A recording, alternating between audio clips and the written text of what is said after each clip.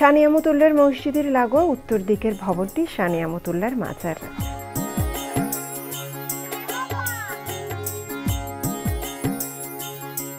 প্রায় ৩ বিঘা জায়গা জুড়ে সমাধি এলাকার বেষ্টনী প্রাচীর।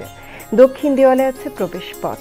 এখান থেকে পাকা পথ ধরে কিছুটা সামনেই সমাধিসৌধ। সৌধটির চারপাশে রয়েছে পাথরে বাঁধানো বেশ কিছু কবর।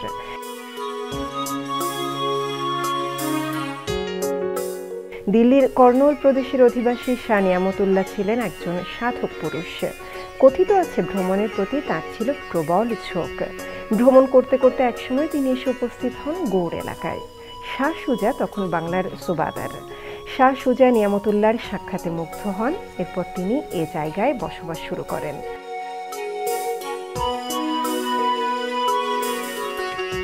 ১৬৬৪ সালে এখানেই তিনি মারা যান। তবে তার কবরের উপরে সৌধটি কে নির্মাণ করেন সে সম্পর্কে সঠিক কোনো তথ্য জানা যায় না।